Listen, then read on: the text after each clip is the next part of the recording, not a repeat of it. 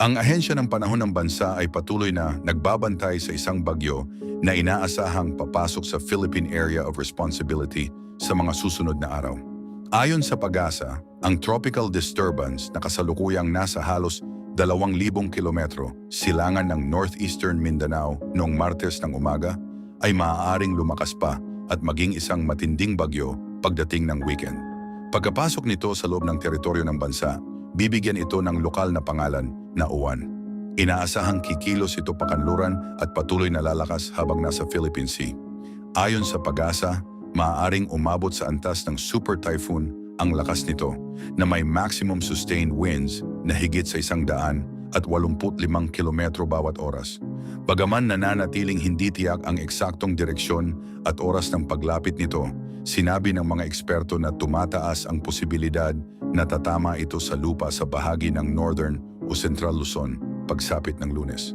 Sa darating na Biyernes ng gabi, posibleng magtaas na ng mga early warning signal sa silangang bahagi ng Luzon at Visayas habang papalapit ang bagyo. Nagpaalala ang PAGASA sa mga residente na manatiling mapagmatsyag dahil inaasahang magdadala ito ng malalakas na hangin, malalakas na ulan at mataas na alon sa mga silangang baybayin ng bansa sa darating na weekend. Nagsimula na ring maghanda ang iba't ibang ahensya ng pamahalaan, kabilang ang mga lokal na pamahalaan at pambansang pulisya.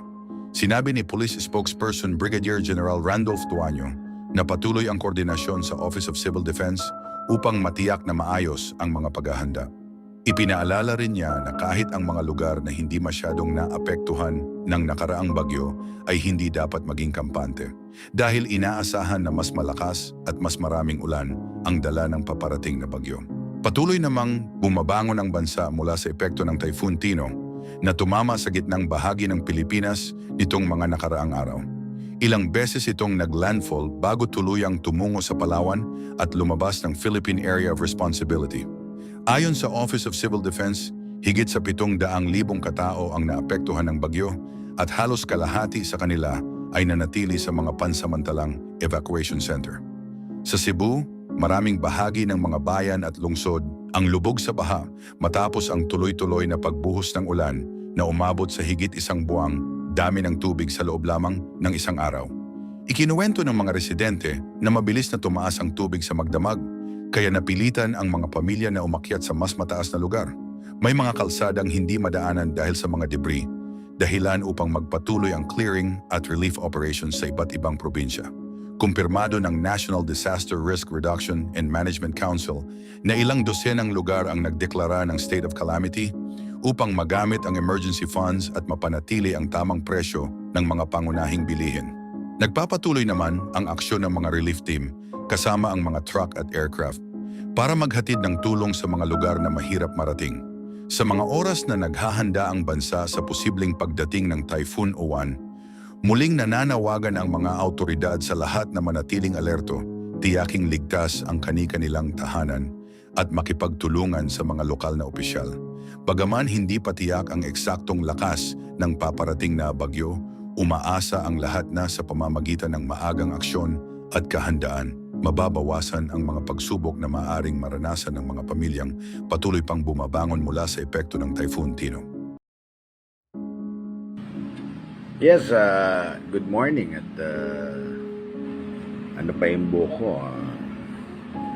Nagbe-breakfast ako at Tito Sen, ang dami mo na naman na pinalabas na yung mga bayaran mo na sa mga vloggers, Tito Sen. Gusto mo talaga ng Tito Sen, gusto mo talagang laglagan? Gusto mo i-reveal ko na mula 2013 kung sino po yung kabit nyo, Tito Sen? Okay ba sa yun, Tito Sen? Gusto mo sabihin ko na kung sino yung kabit mo mula 2013 na pinalakad mo sa akin?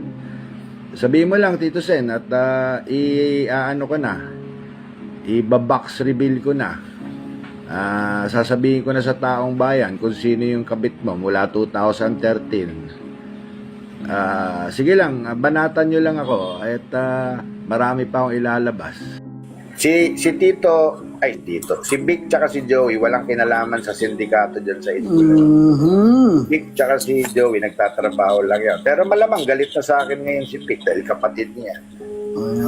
Wala akong magagawa. Inaapi ako ng Itbulaga. Saka yung sinasabi nila na wala akong utang na loob. Unang-una, sa politika, gusto yung side ni Tito Sen. Nandyan siya sa side ng nakaalyado siya sa gobyerno doon pa lang hiwalay na kami. Ano bang ibig sabihin nito? Dahil 6 years ago membro ako ng Itbulaga. Magpapakatuta na lang ako kay Tito Sen, ganun ba yun? Wala pa akong sariling buhay, wala pa akong sariling desisyon. Tama. Nagagalit sa akin si Tito Sen dahil kumakampi ako kay BP Sara. Ano to, habang buhay, perket magkasama tayo dati, Tito Sen, perket magkaibigan tayo dati. Hindi na pwede akong maniwala kay BP Sara at siya ang pinaniniwalaan ko na susunod na magiging presidente ng Pilipinas dahil wala akong presidente mo. Tuta mo, Tito Sen, habang buhay? Teka muna. Kung ako'y tuta ako ng taong bayan. Tuta ako ng mga taong may hirap na ninakawan nitong gobyernong to. Yan. Tuta ako ng taong bayan. Tuta ako ng mga ninakawan. Aminin ko, tuta ako. Pero kung nagagalit ka dahil bakit hindi ako tuta mo, Tito Sen, talagang hindi ako sasama sa iyo sa gobyernong yan dahil ang daming nakawan dito sa gobyernong to. Talagang never ako sasama dyan sa gobyerno. Hindi ko susuportahan tong gobyerno to dahil ito na ang pinaka-kurakot na gobyerno sa tanang buhay ko na naranasan. Tapos wala pa nangyayari. Tapos susuportahan ko kayo dyan sa nyo. Hindi, dito ako kay BP Sara. Dito ako.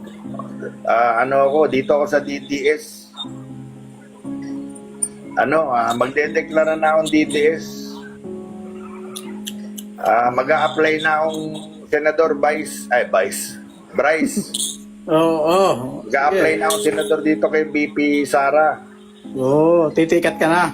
Titiket na ako para kung manalo ko pagdating ko sa Senado, sige, doon kami Debate. ni Tito Sen.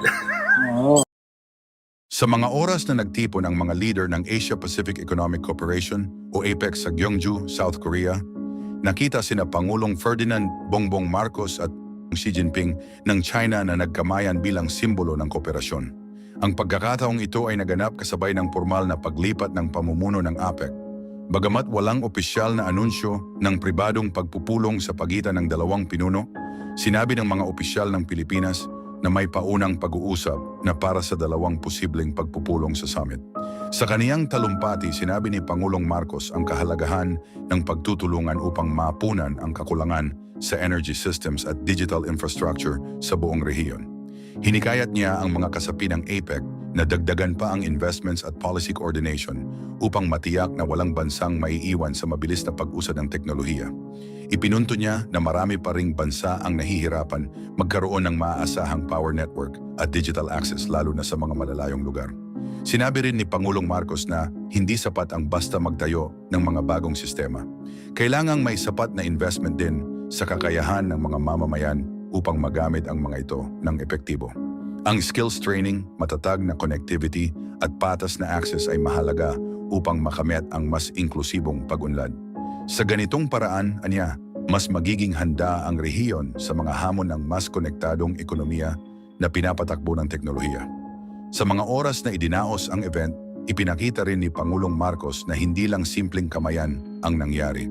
Ito ay isang pahiwatig na handa ang Pilipinas na makipag-ugnayan bilang isang maaasahan at modernong katuwang sa Asia Pacific. Inimbitahan niya ang mga dayuhang investors at multinational companies na tingnan ang Pilipinas bilang potensyal na sentro para sa advanced manufacturing, data centers at digital services. Ito ay kaugnay ng mga nauna niyang pahayag kung saan sinabi niya ang potensyal ng bansa sa larangan ng infrastructure at ang pagiging bukas nito sa mga kolaborasyon sa ibang bansa. Binigyang diin din ng Pangulo na kailangan ng malalim na reforma upang makamit ang tunay na pag-unlad.